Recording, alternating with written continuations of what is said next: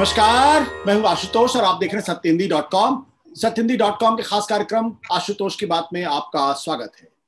आज के विषय में बातचीत शुरू करने के पहले एक छोटी सी अपील। सत्यहिंदी.com एक कोशिश है पत्रकारिता को नए सिरे से स्थापित करने की। इसमें हमें आपके मदद की जरूरत है। इस वीडियो के डिस्क्रिप्शन में जाएं और वहां पे सत्य हिंदी सदस्यता अभियान के साथ जुड़ें, हमें आर्थिक भुगतान करें, आर्थिक मदद करें, आर्थिक सहायता करें। यह न केवल सत्य हिंदी के लिए एक बड़ी मदद होगी बल्कि पत्रकारिता के लिए भी एक बड़ी मदद होगी, एक ऐसे समय में जबकि पत्रकारिता करना बहुत मुश्किल हो रहा है, सच कहना मुश्किल हो रहा है। उम्मीद है आप हमें निराश नहीं करेंगे। और अब आज की बातचीत शुरू करते हैं। दरअसल आपने सुना होगा पिछले दिनों टीआरपी का एक बड़ा घोटाला हुआ। और टीआरपी एक ऐसा शब्द है जो न केवल न्यूज रूम में बल्कि आम जनता के बीच में भी बहुत मशहूर है, बहुत बदनाम भी है। लेकिन बहुत सारे कम लोगों को पता है कि दरअसल टीआरपी शब्द का मतलब क्या होता है और क्यों टेलीविजन चैनल के लोग टीआरपी के पीछे भागते हैं। पिछले दिनों आपने देखा कि एक घोटाला सामने आया जिसमें रिपब्लिक टीवी समेत 3 चैनल के नाम आए। उसमें से 2 के मालिकों को पुलिस ने गिरफ्तार किया। देश भर में हंगामा मचा। हंगामा मचने के बाद जो रेटिंग जांच करने वाली एजेंसी है बार्क, उसने 3 महीने के लिए रेटिंग को सस्पेंड कर दिया है। तो पहला सवाल यह कि आखिर ये टीआरपी रेटिंग होती क्या है। दूसरा सवाल यह है कि टेलीविजन चैनल्स को टीआरपी रेटिंग की जरूरत क्या है। तीसरा सवाल यह है कि आखिर ये रेटिंग्स मापी कैसे जाती है। और चौथा सवाल यह है कि टीवी के न्यूज एंकर्स इस रेटिंग के लिए पागल क्यों होते हैं। इन मसलों बातचीत करने के लिए हमारे साथ है प्रोफेसर मुकेश कुमार, जिन्होंने टीआरपी रेटिंग्स पर ही अपनी पीएचडी की है और इसीलिए उनको डॉक्टर और प्रोफेसर भी कहा जाता है। मुकेश जी जो सत्य हिंदी के सलाहकार संपादक भी हैं, हमारे साथ जुड़ रहे हैं। मुकेश जी आपका बहुत बहुत स्वागत है। सबसे पहले तो हमारे दर्शकों को ये बताइए कि टीआरपी क्या चीज है। देखिए, टीआरपी मतलब टेलीविजन रेटिंग पॉइंट्स। टीआरपी के जरिए किसी भी चैनल की या चैनल में चलने वाले कार्यक्रमों की रेटिंग नापी जाती है और ये बताया जाता है कि ये कितना पॉपुलर है प्रोग्राम या वो चैनल। और इसी तरह से हम जानते हैं कि तमाम चैनल क्लेम करते रहते हैं कि हम नंबर 1 हो गए या हम नंबर 1 हैं, नंबर 3 है। इस तरह से एक पूरी रेटिंग आती है। अब ये रेटिंग का दूसरा प्रश्न उठता है कि इसकी जरूरत क्यों पड़ती है, हमें टीआरपी की जरूरत ही क्यों है।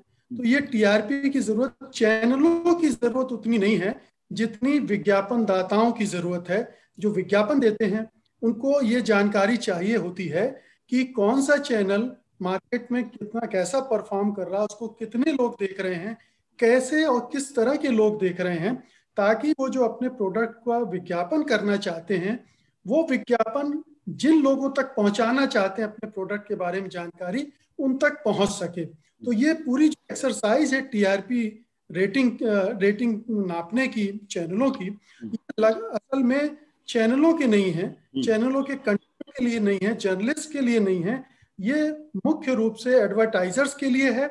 और चूंकि एडवर्टाइजर्स और ब्रॉडकास्टर का संबंध जो चालू मुहावरा है चोली दामन का संबंध होता है, तो वो संबंध दोनों का जुड़ा हुआ है, इसलिए इन दोनों की जरूरत है। तो इनके लिए टीआरपी की मापन किया जाता है। अब ये टीआरपी मापने की जो पूरी प्रोसेस है वो ये है कि इसके मीटर्स होते हैं। पहले पीपल्स मीटर कहा जाता था, अब उसका नाम बारोमीटर कर दिया गया है, जिसको बोलचाल में बैरोमीटर भी कह रहे हैं लोग। तो बारोमीटर जो बार्क एजेंसी है, ब्रॉडकास्टिंग ऑडियंस रिसर्च काउंसिल, जो कि 2015 से काम कर रही है, उसके पहले एक दूसरी एजेंसी काम करती थी, टाइम इंडिया।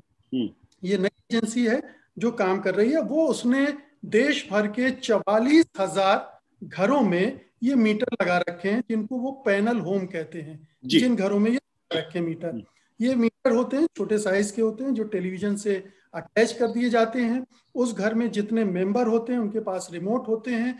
जो मेंबर जो प्रोग्राम देखता है उसकी रेटिंग वहां, उसकी जो ड्यूरेशन है, क्या देखा उसने, कितनी देर देखा, उस मीटर में दर्ज हो जाता है। और फिर वो आंकड़े हर हफ्ते इकट्ठे किए जाते हैं, फिर उन आंकड़ों को प्रोसेस किया जाता है और फिर उसके हिसाब से रेटिंग दी जाती है। मुकेश जी, आपको मैं रोकूंगा यहाँ पे। आपने कहा कि 44,000 घरों में जो टीवी सेट्स हैं वहां पे आपके हिसाब से एक मशीन लगाई जाती है जिसको पिपलियोमीटर कहते हैं, और जो आदमी के हाथ में रिमोट होता है, उस जो आदमी रिमोट को दबाता है और जितने देर वो देखता है वो रिकॉर्डिंग वहां पर उस मशीन में होती रहती है। और हफ्ते के अंत में वो 44,000 घरों में इन मशीन पे जो डेटा होता है, जो आंकड़े होते हैं, उसको इकट्ठा किया जाता है और उसके आधार पे फिर यह पता किया जाता है कि भाई किस चैनल को किन लोगों ने कितनी देर तक देखा। तो दो चीजें हो गई, कितनी देर देखा और कितने लोग देखे। तो जरा हमारे दर्शकों को बताइए कि जो आंकड़े इकट्ठा हो गए, अब आंकड़े इकट्ठा होने के बाद यह कैसे पता चलेगा कौन सा चैनल ज्यादा पॉपुलर है? देखिए, जो एजेंसी है जैसे बार्क है, उनके पास हर चैनल का पूरा कार्यक्रम होता है, पीसी जिसको हम लोग बोलते हैं फिक्स पॉइंट चार्ट, कि कौन से प्रोग्राम किस दिन कहाँ पर आएंगे, वो पूरा चार्ट होता है। वो आंकड़े कलेक्ट होकर आते हैं और उन आंकड़ों के साथ उन चैनल की रेटिंग और उनके प्रोग्राम्स को जोड़कर फिर एनालिसिस किया जाता है। और एनालिसिस के आधार पर जैसे कितने लोगों ने देखा और कितनी देर तक देखा, ये दोनों चीज काउंट करती हैं। ऐसा नहीं कि केवल आई बॉल्स के बेसिस पे तय कर दिया जाता है कि इतने लाख लोग देख रहे हैं इसलिए इसकी रेटिंग सबसे ज्यादा है। इसमें इस टाइम स्पेंट जिसको कहते हैं कि कितना वक्त गुजारा उस प्रोग्राम या उस चैनल पर, उस दोनों को जोड़कर फिर एक रेटिंग निकाली जाती है। तो इसकी एक पूरी रिसर्च मेथोडोलॉजी है जिसमें सैंपल से लेकर और डाटा एनालिसिस तक की एक पूरी प्रोसेस होती है।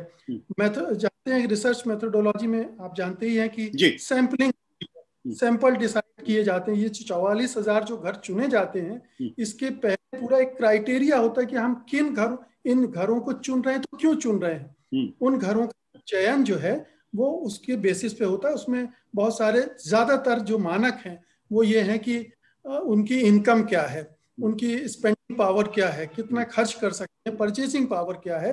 क्योंकि एडवर्टाइजर्स को इसी से मतलब है कि अंततः के पास वो विज्ञापन जा रहा है उसकी हैसियत क्या है। अगर मैं अपनी कार का विज्ञापन दे रहा हूं और उसकी खरीद की औकात ही नहीं है तो फिर उनका विज्ञापन बेकार हो गया।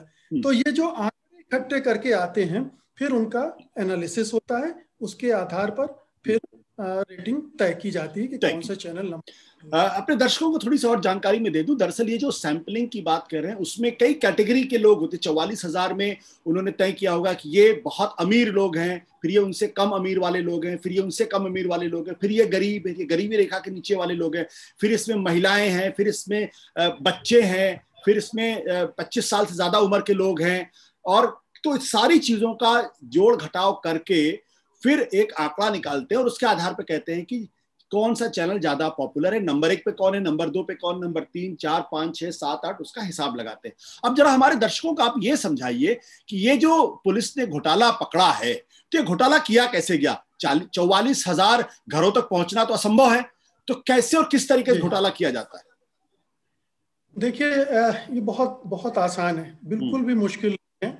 अगर मुझे पता चल जाए कि इन घरों में ये मीटर लगे हैं और मैं उन घरों के मालिकों से डील कर लूं कि हर महीने में आपको इतनी रकम दूंगा और आप केवल मेरा चैनल लगाकर छोड़ दीजिए, तो जाहिर है कि उसकी उस रेटिंग पर उसका असर पड़ेगा। जब मैं एक चैनल का हेड था और संयोग से मुझे डिस्ट्रीब्यूशन भी थोड़ा देखना पड़ता था, तब मेरे पास ऐसे ऑफर लेकर लोग आते थे कि अगर आप इतना बजट हमें दे दें तो हम मुंबई, दिल्ली या 1-2 और शहरों में जहाँ का रेटिंग वेटेज ज्यादा है, दिल्ली मुंबई का सबसे ज्यादा है, तो वहां हम ये काम कर सकते हैं कुछ घरों में जिससे आपकी रेटिंग बढ़ जाएगी। हमने नहीं किया, लेकिन बहुत सारे चैनल करते रहे हैं और ये पहली मर्तबा घोटाला सामने नहीं आया है। टैम के जमाने में 4-5 बार ऐसा हुआ था और बार्क के जमाने में भी इसके पहले 2 बार इस तरह के मामले और आ चुके हैं। लेकिन जी, तो ये आसान है। अगर आपने जैसे इसमें हंसा रिसर्च जो ये पैनल मीटर प्लेस करने और वहां से आंकड़े लाने की एक्सरसाइज में लगाई गई थी, जिसको ये ठेका दिया गया था, उसी के 2 ने ये भितरघात किया और इन चैनलों से संपर्क करके पैसे लेके ये सेटिंग पूरी कर दी। और मैं एक छोटी सी चीज इसमें जोड़ना चाहता हूं आशुतोष जी, कि चूंकि अंग्रेजी चैनल बहुत कम देखे जाते हैं और अगर उनमें मतलब अगर 400-500 बॉक्सेस या मीटर्स में ही में से 10% मीटर्स में भी आप अगर खेल कर दें तो आप नंबर पहुंच जाएंगे, भले ही आपकी रियल व्यूअरशिप वो ना हो। तो ये बहुत मुश्किल काम नहीं है और इसीलिए डिस्ट्रीब्यूशन का बजट चैनलों का जो बाकी बजट होता है उसका 50% से कई बार ज्यादा भी होता है। तो ये इसीलिए है क्योंकि डिस्ट्रीब्यूशन इज द किंग। अब दर्शकों को तुम्हें समझा दूं थोड़ा सा, जो अपने उस तरीके से, कि जब प्रोफेसर साहब ये कह रहे हैं कि भाई 10% अगर डब्बे हैं, अगर उसमें अगर आपने खेल करी, तो खेल क्या होता है? खेल दरअसल ये होता है, जैसा अभी थोड़ी देर पहले उन्होंने कहा कि अब 44,000 मीटर तक तो कोई पहुंच नहीं सकता है। तो वो करते क्या है कि दो चीजें होती, एक 44,000 मीटर पे कितने लोगों ने देखा, दूसरा कितनी देर देखा। तो चूंकि आप 44,000 तक नहीं पहुंच सकते, यानी कितने लोगों तक नहीं पहुंच सकते, तो सबसे आसान तरीका होता है कितनी देर देखा, इसको मैनिपुलेट कर दीजिए। अब मान लीजिए आपने 100 घरों को आइडेंटिफाई कर लिया जहां डब्बे लगे। उन 100 घरों में आपने खास तरीके का चैनल, आपने कहा कि 10 घंटे नॉन स्टॉप चल रहा। अब जो 10 घंटे नॉन स्टॉप चल रहा है, अब उसकी जो रेटिंग आई, क्योंकि उसका टाइम स्पेंड बहुत ज्यादा हो गया, तो जाहिर सी बात है वहां पे घपला हो गया। तो अब बाकी चैनल अगर कोई 40,000 लोग भी देख रहे हैं, लेकिन वो 2 मिनट के लिए देख रहे हैं, 3 मिनट के देख रहे हो, यहाँ 10 में या 100 में अगर वो 10 घंटे लगातार देखा जा रहा, तो रेटिंग में गड़बड़ हो जाएगी। यही काम मुंबई की पुलिस ने किया है। उसने ऐसे घरों को पकड़ लिया है जहां पे कुछ खास रिपब्लिक टीवी जैसे चैनल वो लगा के छोड़ देते थे और उनको पैसे दिए जाते थे कि आप अपने घर खाली टीवी ये चैनल लगा के छोड़ दें। तो ये तो घोटाला हुआ। लेकिन एक बात मुझे बताइए कि बार इसमें एक चीज और जोड़ दूं आशुतोष जी, एक चीज और जोड़ दूं कि दिल्ली और मुंबई में जो मीटर लगे हैं और वहां जो सैंपल कलेक्ट किए जाते हैं, उनका वेटेज देश के दूसरे हिस्सों में लगे मीटर से ज्यादा रखा गया है। कंज्यूमर पावर ज्यादा है शायद इसलिए, और शहरों में ज्यादा जो स्टैंडर्ड ऑफ लिविंग है थोड़ा बेहतर होता है, ज्यादा खर्च करते हैं लोग। तो इसको ध्यान में रखकर फिर उत्तर प्रदेश में 5-7 शहर ऐसे हैं जहां का वेटेज सबसे ज्यादा है। अब असम में अगर लगा है मीटर और वहां अगर आप इस तरह के खेल करेंगे तो उसका बहुत ज्यादा रेटिंग पर नहीं पड़ेगा। तो कोशिश ये होती है कि जहां वेटेज ज्यादा है उन शहरों को टारगेट किया जाए, उन शहरों को टारगेट। आप ये बताइए, बीच में कंट्रोवर्सी ये हुई थी कि बार्क ट्राई ने जो है उसने इनको कहा था कि भाई आपके सिस्टम में गड़बड़ी, उसको ठीक करिए। वो क्या उन्होंने रिकमेंडेशन दी थी और बार्क ने क्यों उसको ठीक नहीं किया? अगर ठीक कर देते तो शायद ये संकट नहीं होता। बिल्कुल। देखिए, लगातार जब ये शिकायतें आ रही थी कि इस तरह की कोई चीज हो रही है, तो निश्चित रूप से बार्क को बहुत पहले जाना चाहिए था। लेकिन बार्क कर रहा था, ऐसा नहीं है कि अपने यहाँ उसने एक मैकेनिज्म नहीं बना रखा है, लेकिन वो उस तरह से एक्टिव नहीं था। जो बार्क ट्राई है, भारतीय दूरसंचार नियामक प्राधिकरण, उसने 2018 के दिसंबर में एक कंसल्टेशन पेपर जारी किया था, क्योंकि उसके पास बहुत सारे ब्रॉडकास्टर्स भी शिकायत लेकर आ रहे थे, एडवर्टाइजर्स भी और दूसरे जरियों से भी शिकायत मिल रही थी कि ये सिस्टम ठीक से काम कर नहीं रहा है, कहीं कुछ गड़बड़ी। अब थोड़े दिन पहले आपको याद होगा कि रजत शर्मा ने TV9 भारतवर्ष के खिलाफ मोर्चा खोल दिया था, शिकायत की थी बार्क से कि ये कहीं आंकड़ों में खेल हो रहा है, जिसकी वजह से भारतवर्ष की जो TRP एकदम से छलांग लगा रही है। ये थोड़ा सा एबनॉर्मल लगा था।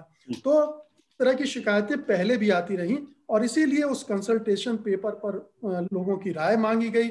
2 बार ओपन हाउस 2019 में हुए और उसके बाद इस साल अप्रैल में 28 या 29 रिकमेंडेशन गई इनके पास, बार्क के पास, कि आप ये किया। उसमें सबसे प्रमुख ये थी कि पूरा जो गवर्नेंस का स्ट्रक्चर है बार्क का, उसमें काफी फेर बदल करने की गुंजाइश है, उसको काफी डेमोक्रेटिक बनाने की गुंजाइश है, क्योंकि जो लोग ने मिलकर इसको बनाया है उनका एक तरह से वर्चस्व हो गया है और उसमें जो खामियां हैं छुपाने की कोशिश ज्यादा होती, मतलब ट्रांसपेरेंसी की कमी आ जाती है, रिलायबिलिटी की कमी आ जाती है। इसलिए उसने 50% मेंबर इंडिपेंडेंट्स को बनाने की तजवीज की थी। यानी बिल्कुल स्पष्ट है कि आपने सुना किस तरीके से प्रोफेसर मुकेश कुमार जी ने बताया कि TRP रेटिंग क्या होती है, इसका टेलीविजन चैनल्स की लोकप्रियता कैसे मापी जाती है और उसमें किस तरीके से फेरबदल किया जाता है, और बार्क जो एक संस्था है उसको ठीक करने की भी कोशिश, शिकायतें मिली है, उसको ठीक करने के लिए सिफारिशें भी ट्राई ने की है, लेकिन उस पर उन्होंने काम नहीं किया है। अब फिलहाल 3 महीने के लिए ये रेटिंग आनी बंद हो गई है, लेकिन क्या 3 महीनों के बाद इसमें सुधार होगा? कहना बहुत मुश्किल काम है, क्योंकि टेलीविजन चैनल्स में रेटिंग का मतलब होता है पैसा। जिस टीवी की लोकप्रियता, जिस टीवी की रेटिंग सबसे ज्यादा है, विज्ञापन दाता उसको सबसे ज्यादा पैसे देते हैं। तो दरअसल ये पैसे की भूख है जिसकी वजह से खबरों पर लोग इस तरीके से अत्याचार कर रहे हैं और आपको ऊटपटांग खबरें दिखाई पड़ती हैं, एक खास तरीके की खबरें दिखाई पड़ती हैं। तो बहुत बहुत शुक्रिया मुकेश जी हमसे बातचीत करने के लिए। ये थे मुकेश जी, धन्यवाद, नमस्कार, शुक्रिया। सत्य हिंदी के और वीडियोस को देखने के लिए हमारे YouTube चैनल को सब्सक्राइब करें और सीधे नोटिफिकेशन पाने के लिए बेल आइकन दबाएं।